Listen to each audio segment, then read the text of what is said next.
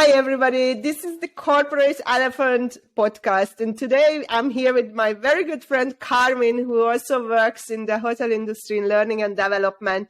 And today's elephant in the room is boredom at work. Have you ever been bored at work? God, we all have, right?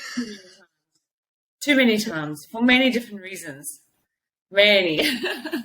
Yes. So tell me, what is your experience with that? Maybe yourself or seeing others being bored? I think that's very prevalent in organizations today.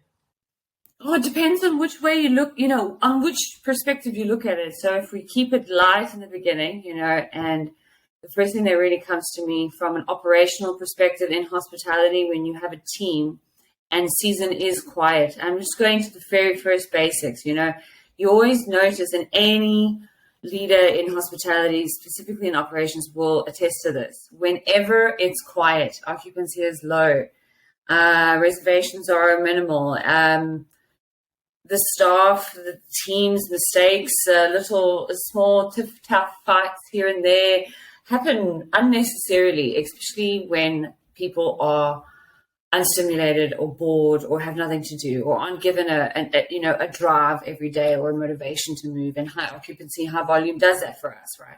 Mm-hmm. So you always see the smallest little mistake.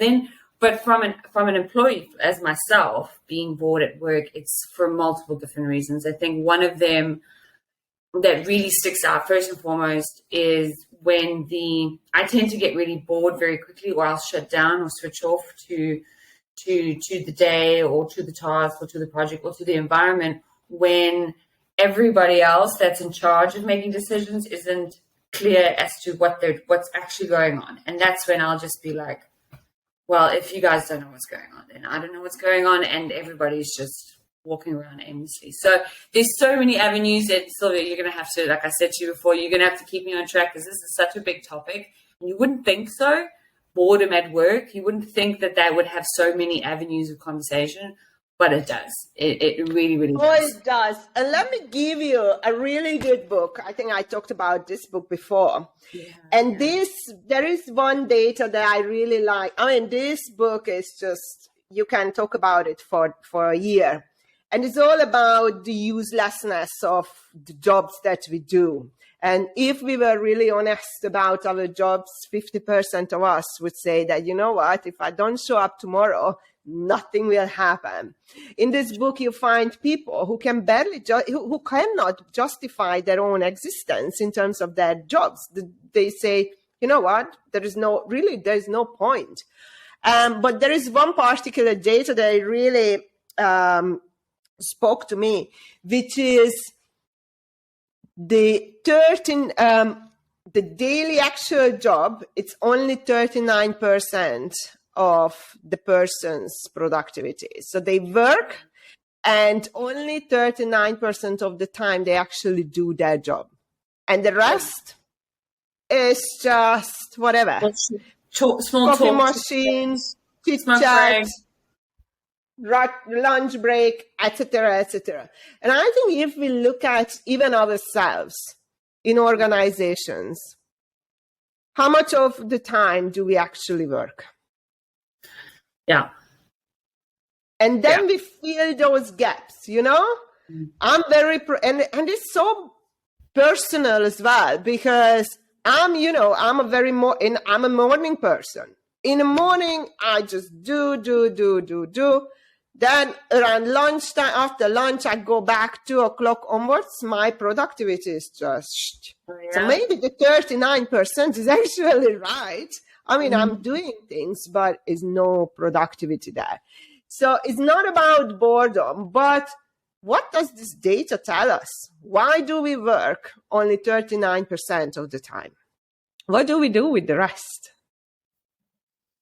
Well, again, it depends on which way you look at it. Maybe that 39% and why we only work, perhaps that if the data is accurate, that 40% round off is because are we supposed to be that productive all day, every day at all those? Are we as human beings supposed to be placing this much of our mind and our time and our energy into the workplace for this amount of hours, from who said we needed to do 5? I mean, many people have had this conversation. Mm-hmm. Why there is that whole category of the 5-day, 4-day, 3-day working week, right? We've discovered that now through, unfortunately, and perhaps fortunately, in advancing technology in the business world through COVID. Like now there's, time is so over analytically measured in terms of how much we get done, and even the means of how to keep your mouse from moving so you seem like you're online, for example, if you're working at home or remote. But I would say from my side, I agree with you. You're the morning, I'm the afternoon, I'm the evening person, I'm the complete reverse. So I know, and even my colleagues know, that I'm only truly triggered on in terms of productive. I'm on it in terms of what I need to do for the day. I'm not even joking, probably within an hour or 2 hours, and maybe even fully 100%, 3 hours afternoon after lunch, maybe even later. And so because of my clock in the industry of being in F&B, working so late. So, and also productivity is different because I used to work on my feet, productivity and boredom, let's say. I worked on my feet in operations, and so you're physically completely on all the time. And then by being in an office environment, I think the environment plays a huge part in it as well, right? Oh, yes. In the office environment, I can definitely say my time is used less wisely than it was when I was in the front, around and in the environment of high volume of capacity, moving on my feet all the time. So again, it goes back to the environment. That's a whole nother point as well. Yeah.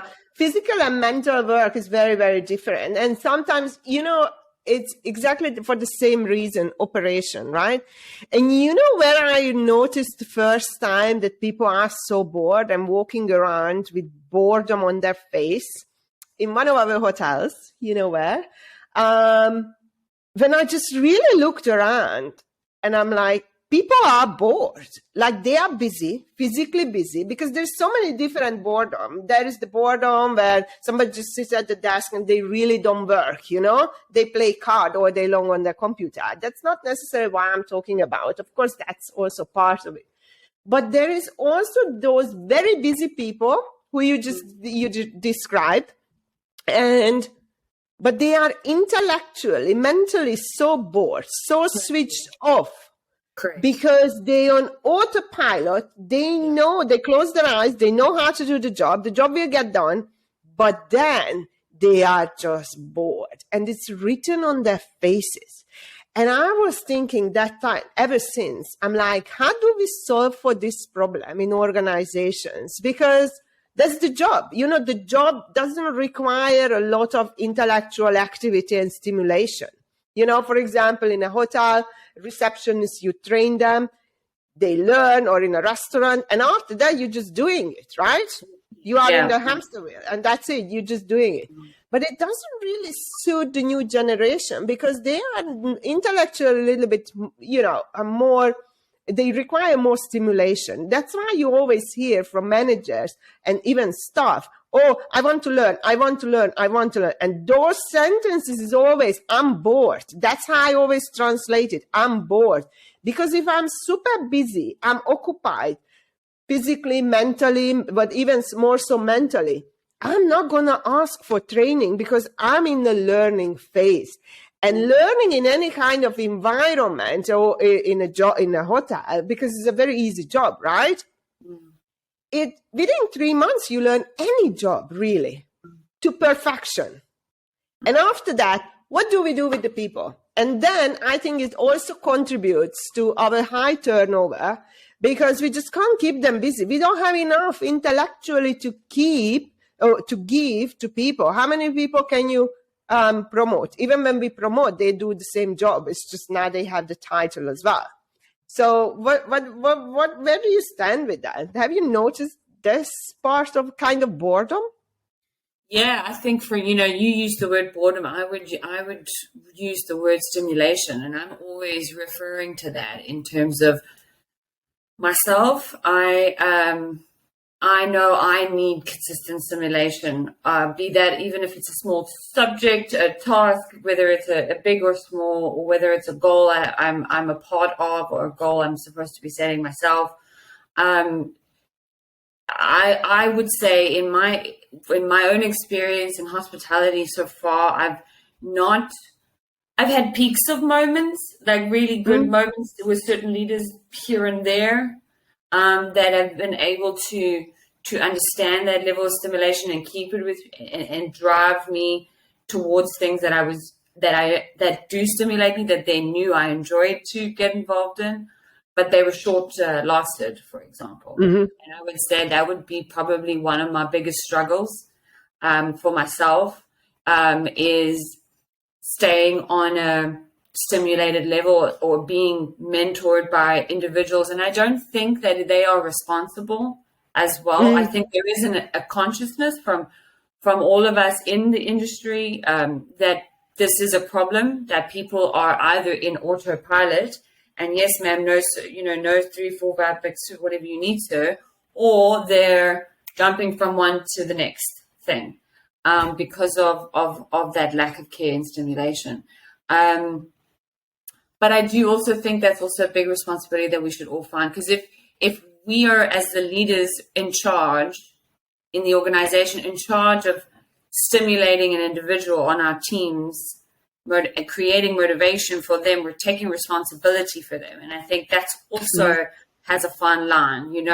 We as everybody who choose to be in the industry, whether you're a housekeeper or the CEO, have made the choice to work in this field. And it's important for you then to be aware of what you are good at, what you do look for, what your strengths are, and to take that on seriously. And if it stays in the industry, then how do I grow my stimulation to the next position or to the next hotel, the next brand, or the next version of hospitality?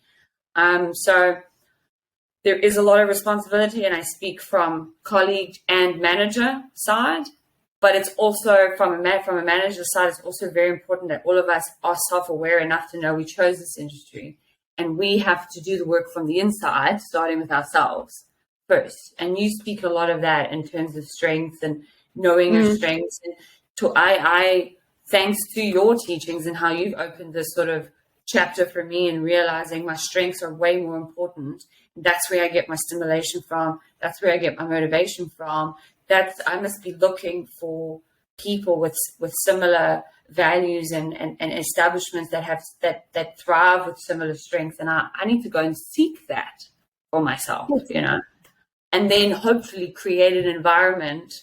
If I have a team, if I am lucky to be responsible for a group of people in the industry, then it's up to me to help them find that out about themselves too. And then, you know what I mean? I've gone all extra lovey-dovey on the strengths factor stuff, but it resonates with me because I don't think you can be bored if you truly know what you want and what you're good at. And that's not easy for everybody all the time, That's harder for HR organizations and establishments and management to seek within their own people. That's not easy, but it is incredibly important, and it's not looked out for enough, if that makes sense. Oh no, there is no such an approach in HR or in learning and talent development that really looks at the person and what is the suitable, development plan, or how can we keep that person occupied. So going back to strengths, because this is also where I realized where I was going with my career, because having intellect, learner, and input in my top 3, it is all about give me information. Like I can absorb and store information. And in operation, I run front office, I run housekeeping, I was doing F&B a little bit. I got really, really bored because the moment I learned something, I'm like, okay, I'm bored. And then it made me feel that I don't know what I want to do with my life or with my career. But that wasn't actually the problem. When I realized that I'm not using, or my strengths are not being satisfied, because I learn very quickly. So after that, you just do the job as a rooms division manager or whatever it is. There is no more learning in that. So this is where I got bored. I'm like, okay, what now? And when I understood that about myself, that I actually need constant mental stimulation, the whole game has changed. And you know what? I had this conversation with somebody, and I told her, because she said, yes, I'm not being stimulated. She has very similar strengths to mine, like constantly. I'm like, oh my God, you are overwhelming even for me, you know? And I told her, I'm like, you're not going to get all your strengths fulfilled at work. You need to go outside, because you cannot put all that responsibility on work and all that expectations. That's why I went to university. That's why I studied. That's because at work I cannot. Now my job as an L&D person, we always learn, right? Otherwise you can't teach. So that changed the game for me, because that requires the job, constant development of myself so I can develop others. But even that wasn't enough after a while. I'm like, okay, I need constant stimulation. And I went to university, not for the degree, just to feel alive, not to be bored. One of a kind, though. Yeah, I'm bored. Really Let's get a master's degree. That's so, yeah. So, but that's how. And once people realize that, you know, once you realize that, it changes everything, because that makes you feel also really good about yourself, and you don't need to walk around, I'm bored, something is wrong with me. But and this is why we also lose talent, right? Because nobody is talking to people that, you know, nothing is wrong with you. Maybe you are in the wrong job. Maybe you are not getting your strengths fulfilled, and that's okay. And then we lose talent, and people, maybe even the industry, they have a bitter taste, because all you can see is really operational people running around 24/7. Yeah, my brain's gone into like so many different avenues with this, and going back to just to like reiterate what you said, I realized that only when moving out of the Middle East. So now I'm in Germany, and the pace of life and the industry environment and culture has obviously, and we've talked about this, and that's another podcast, completely different, right? Completely different. The pace in particular. Yes. In terms of volume and expectations and the standards and the quality of you as an employee in the industry, and you just must, you know, and I knew that, but that doesn't mean that we will, you know, being busy, you're stimulated. Like you said, you're just this autopilot, robot at some stage, which has its pros and its cons. Let's also see that from a work ethic, you know, powerhouse position. It has its pros and its cons, more cons. But coming here, realizing that all my strengths, like you said, it's not my professional world, professional position or job's responsibility to fill that. I am, you know, I have a major creative side, which I often find which really lacks in my workplace sometimes, which is also can be my own fault, because I've obviously not been looking for creative ways to insert it, you know. But going and looking and seeking in all avenues of your life, whether relationships and hobbies or interests and cultural wise and your professional world, you can't be placing all your eggs inside the one work basket, right? And expecting all of that from that brand or that company or that establishment, because it's not, like you said, it has to be found in multiple avenues as well. And then the other area I was thinking about what you said there is, but then, so like not everybody needs consistent stimulation, be that mental or physical or creative or spiritual or personal or professional, right? In the workplace, and I find that very much here, more than I saw in the Middle East, for example, people are content in their clock in, I do the work, I go home. And there's this exceptional line between how much I give here in the workplace, and it's not that it's not that they're bored. They're certainly not stimulated, and problems peek their head here and there. Of course, that's a topic. But you do get the cost controller or the bellman who's been in the position for 10 years and happy to be there, you know, and doing the same monotonous things over and over again. So it's so customizable to the person. And that's why I think we need to do a lot of work, but I think that's also why we've just not figured that out yet on how to motivate, because we're treating the team as a group. We're not treating the team as an individual and seeing, like you said, seeing but we're also, on the flip side, working with thousands of people sometimes in organizations. How realistic is that request? And it should be realistic, but it isn't. Like, how possible is it? You know what I mean? And I ask, still being in the industry, still being in that field, in HR. And it is an uphill battle. I'm lucky now to be in a small organization with a small team. So I have that opportunity where I'm able to make and create and learn from the relationships, but not everybody has that chance. I don't know. So no. How do we create stimulation and motivation? It's so difficult. It's very, very difficult. I don't think there's even one right answer. Hey, oh, I don't think there is not, because there is multiple dimensional angles to it, right? Some people are bored because they are not stimulated. Some people are bored because of the repetitive nature of their job, right? Some people are bored because nobody is paying attention to them and they completely disengage and, okay, I'm going. Some people are, the skills are not being bored. The strengths doesn't really matter. Applied in the job. And then, they're just doing what they are doing. And some people they are just really, it's very, very individual and very, very,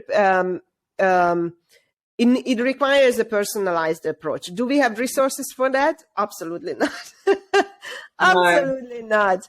But I think if we broke it down and along the hierarchy, and every manager should take care of that, because the span of control, right? Up and the top, you have lots of people to look, but then it cascades down to teams. And this is when you can, as a manager, as a leader, really know your people and how you can stimulate them so they don't go so bored. Because that person, and I would like to make a very clear distinction between engaged and boredom. Very, very different, right? I can be so engaged because I like coming here. Even if you throw something at me, I will do it. But it doesn't really excite me. It doesn't really stimulate my...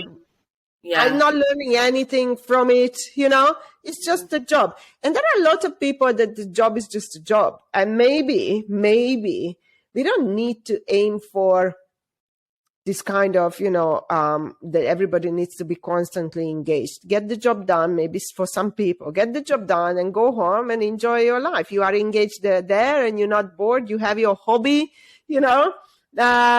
and that's what. But I think what it also, and this data, this 40% of time is utilized with actual job, is also, and I read a lot of studies on that automation, we haven't changed anything in the past 100 years, right? So we have this 8 working hours for 100 years, right? And since then, automation has taken over, but we still work the same working hours. So the actual physical job is reduced significantly, but we have never adjusted it. And human beings are super good in adjusting yourself to the task that is in front of you. So that's also a massive problem, I think. But why are we not looking at the data? Because that would require... right? And you said this in your article today with Leadership and Truth, where there is this data and you talk about exit interviews, or I think I was also watching something else about exit interviews, and all sorts. We do all this data, we do the engagement surveys, and we do the the internal audits, and we do the engagement projects and workshops, and we do the interviewing. I mean, look at if you could calculate the talk time, the actual talk time and minutes that go into communicating, into the communication process of the whole interview. This is hours, this is a lot of information. And what does happen to that data? Why are we not adapting? A lot of companies are looking, and it's almost old news now, this 4-day option. It's almost old news because it's become, to me, more like a trend than a real thing that's issued as a now obvious must, because it is an obvious solution. The data has proven it, but everything else, the data is not looked at, and it doesn't. But why? Literally, I ask this question: why are we not using it? Well, we don't use a lot of data that is available, but I think this 4-day week is response to this. It's kind of balances now. These are the actions, the steps that organizations are taking. They're just not telling us why. We realized during COVID, blah, blah, blah, but that's not the reason. It's the reason we don't have enough jobs to go around. Like, we don't have enough tasks to do in 8 hours. And even if we had, because there are periods that you are very, very busy, right? And you could be there 24/7, and that would not be enough. But generally speaking, when especially established companies, processes, everything built around that this is the amount of tasks that you can complete within 8 hours. And after that, things have changed. Automation took place. Processes came and gone. And now we know that there is not enough. And trust me, ask any of your manager colleagues, anybody, and just ask how many hours do you actually work a day. Ask any colleagues of yours. I had millions of conversations with XCOM team, and 3:00, they sit in their offices like that and go like, can we go home? Because we are done for today. If you're really honest with yourself, if you're speaking to truly honest, very logical and open people, they will tell you absolutely there is too much time lost, and not lost, but wasted. It is. And you know what? People get frustrated because the job is actually done. Okay. So it's not like we are slacking off. The job is done. But now you want me to sit there between 3 to 6 just to be there because you are paying me for. So why don't we change the mindset? And that's also adjusting the 4 days, because then, you reduce the number of hours. And also, maybe it's not face time that we should pay employees after, but their actual work output. Yeah. I know human beings are very creative because we adjust very quickly. We will find another way to work even less. And I understand that. But I think it's a response to that. But we really do not have enough work to go around. And it's funny to see it, that in the afternoon, everybody's just wandering around with their cup of teas and like, there you go. Everybody's just, and it's there in front of all of us. Yeah. I know. I know exactly the cup of teas you mean. And, and you've got the other side, where you look at, I speak in saying, I look at a particular team that I've worked for recently, and I'm seeing how everything is a priority, and subjects that are foundational and tasks that really would be a quick fix if it was paid attention to are overlooked. And we're looking at the wrong priorities. We're looking at the wrong tasks. We're not prioritizing the things that are going to get actual things done. We are talking about how we are going to fix things rather than actually just going to fix it, and whose responsibility it is to fix it. We are so good at creating teams and committees and having meetings and holding workshops about how to do and who's going to do the things that we are supposed to do. We're so good at talking about it, and then oh my God, I've got 100 hours overtime. And I speak from someone who did not know her priorities, be that her left or right. And I hold responsibility for that as well. That's not something we're taught very well either. Yeah. We've No. also been taught, I know in my space, in my teachings of hospitality, it was, wow, you've been here the whole day, you've been here 14 hours. Oh, wow. I remember having a manager who came in at 7 in the morning and left at 11:30, 12 o'clock at night. And my shift was 12 to 10. And I would look at my supervisor going like, I can't go home if he's still here. What does that say about me? So then I was trained to understand the value of time. The value of a manager means I'm here for 15 hours a day. Now I can see how wrong that is, thank goodness. But I lived under that thinking for a long period of time. We're accustomed to believe my feet are supposed to hurt. I'm supposed to be exhausted every day and work 9 days in a row, 15 hours. No, this is not normal. And what really, if you look at the end of those last 9 days of 15 hours, what have you truly accomplished? This is where the operations in me takes over more than the HR or the L&D, and we want to talk about it and we got to get to the bottom of it. But also at the end of the day, there's a job to be done and it's really not that difficult, especially in our field, in our industry and in the service world. And there's just too much talk about how and when and who's responsible and why I should be responsible and who's to blame when it doesn't go right. This is unnecessary. Accountability is where priorities are confused, or where priorities get confused, I think. Oh, we love that. And I think you pointed out something really important, that we've been trained to spend donkey hours in hotels. And of course you end up with a 12, 14, 15 hour shift. How many of those hours are actually productive? Like, let's talk about mental capacity, right? Because after 5, 6 hours, I'm gone, I'm just there, my body. You can use me to clean tables and serve, but, there is no quality in there. And we've been trained to spend hours and hours and hours and hours lost from our life because the salary is still the same. So there's no company money that is lost. Not, financial, but time is lost. Yeah. Private time is lost. And now that we don't maybe need to work, for example, we worked into the back office, right? Or moved to the back office because we came out of operation. And the mindset is still that, okay, we cannot go home at 6 because that's weird, right? Like we need, why would you go? What would you do at home with your time? Having a half day? Don't you love it when you say that? When you actually go home on time and they're like, what is this, half day? Yeah, part-time. Yeah. That's just how much I'm being paid. I'm going now. Yes. Yeah. And then we learn, I think human beings is super amazing because we learn everything. We learn to adapt, right? So I know this is how much work I have for today.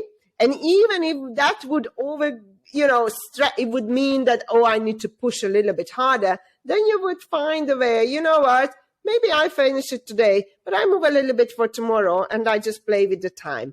Or you're stretching things out. Oh, I'm so busy. And then all you've done is 3 reports and 5 emails throughout the day. We are extremely good with that. And that's why we are just bored, because we also learn to play with the time to our benefit. Now, we might be there, but we are not doing anything. And because we know that we could actually go home, we are also kind of resentful because you go why the bloody hell am I still here? Yeah. Because the industry trained you to be there.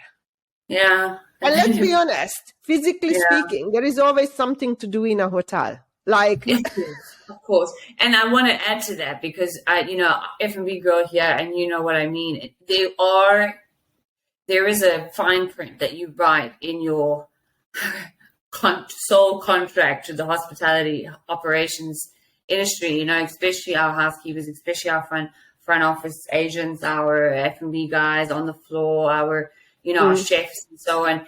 this is a job where there will be peaks in the season and peaks in your career, where, especially if you make the decision to become a supervisor, leader, or someone of authority, right? You sign that on, that your time will be, sacrificed in some phases of your period here in this particular restaurant or hotel or ABC. But it is then up to you to evolve as a leader in realizing this is for a peak season for me, and I am now in need to set the foundation, right? Yep. I'll put in the 10 hours, because I want to make sure that I don't have to do that, or my team and I don't have to do that 3 months from now after opening or after a successful launch of a new whatever, right? And that's important to establish. You choose, and you as the manager as well, if you in the leadership position and your team are clocking in 15 hours every day, mate, something's wrong. Something's up. And I blame you, because you haven't figured it out. That's up to the person in charge to figure out. If you need to take a little extra hours from your team in order to get the foundations built, but remember, you can only sacrifice that during the foundation of building an operational team or a successful venture. When you go into the technicality of it, but it's not. You're right in senses. We've used it as a violin, as a woe is me, as this company. We've used it, and we use it as a weapon. And it only cripples us at the end of it. It really does. We need to change the teachings of this. I think also it's very old school, and I think I'm also to blame for it as well. That old militant work ethic, we ride and die till the end. Everybody stays until it's done. It doesn't work like that anymore. You can't tell these guys in their early 20s in hospitality now to tell you to go and find the nearest train. You know what I mean? So literally. So we have to find more avenues and learn from our mistakes, learn from that bad habit, learn from that old mentality, because it's not serving anybody anymore. Not at this time. People, and then don't even bring me up on the burnout, and then you want to know why everybody's burnt out. And they're like, well, that's a whole new conversation about the sad state of the hospitality industry in terms of working hours and the conditions and all that. But coming back to, let's stay just with the hotel industry and coming back to how bored we are. And I think the biggest challenge that we are currently facing, and maybe we can close on that note, the biggest challenge that we are facing is that the workforce is bored. The workforce is bored. The jobs that we have in the hotel industry, it doesn't require, it's a very quick learning, the job you can learn very quickly. Doesn't require an immense mental capacity or stimulation from anybody. And I think this is a massive massive problem, and nobody actually talks or think about it. That when you have your receptionist, just look at the face when you go to work tomorrow. Yeah. Or I urge any hospitality leaders out there, whoever is going to listen, go around, sit in your lobby for 1 hour and just look at the faces of your people. Look if there's any sparkle in there or a gesture of happiness. Is anybody at home? The lights might be on. Yeah. The lights are on, but nobody's at home because it's just repetitive and monotonous. Now I understand that we cannot change the nature of the job. This is the job. What are we going to do with it? There is nothing. Enriching, enhancing the job role. Would that be something that we could think about? Once when we were working in a particular hotel with the same company and we had a presentation, I recommended, and I told that to the board of GMs and whoever we had conversations with, that your guys are bored. I'm like, everybody's bored in this building. And I told them, they asked what would be the solution. I'm like, why don't we rotate people around in every 9 months, every 6 months, every 1 year? I don't know. Why don't we just take people And obviously we would have to think the whole logistic through, right? But, you were in F&B, now you're moving a little bit to housekeeping. I know that it doesn't suit everyone, but you would create at least a movement, and you could break that mold, because sometimes even people, they don't even understand that they are bored, And then you have a day of, Gamba day or Jamba day or whatever we used to have, that they can go and experience another department, then they come alive, because it's just something different. It's not that something happened to them, but it's different. And I think if maybe we could consider that. I don't know. How would you address that? Because we need to think about those. This is our responsibility to keep this not engaged. I'm not even talking about engagement. What I don't want to see in hotels, that people are walking around with this face and that they are bored. What do we do with the workforce? I think we need to, first and foremost, we need to talk to our workforce. I think we need to have more personal, open conversations where we allow and create environments where, I sit across the room with my manager, and you're able to ask me questions like, Carmen, you don't seem happy. I mean, you do a great job, but you just seem down. You just seem low. Like, are you bored? Can we change that? What are you interested in? Like, I can see there's a lot, but that requires you as my manager to notice first. So let's even go there. Go and pay attention to whether or not there is a lot on in our people who work with us. And if not, it's not your responsibility to save their day and save their person, whatever. No, but it is your responsibility to find out if there is something you as their manager can do to improve it. That's it. Let's start there. And then let's have open conversations, because that is a nice idea. I like that idea. But you offer that in terms of switching, every 9 months or so. But you offer that out voluntarily, because I was F&B and I got asked if I wanted to try out L&D for a little while. And I was like, me and HR, I'm always in trouble. I was never meant to be anywhere near the HR office. Like, this was never, I was always, but not in there for the right reasons, And 5-6 years later, who would have thought? But somebody took time to pay attention. Carmen, you're a communicator and you care about people, and let's see what we can do with this. And I didn't know that would end up being full on, L&D, HR, and things like that. I didn't know that then. But if I hadn't had somebody pursue that in me, we wouldn't be having this conversation today. So I feel like step one in changing that, go and pursue your colleagues. Go and get to know them. Go and find out what makes them tick. And if you don't have to, you're not responsible for changing their life again, right? They are responsible for themselves, but you are responsible to try to improve the environment that they work in 8 hours a day until that becomes less hours a day in the future, hopefully the near future, right? That would be great. Wouldn't it be great?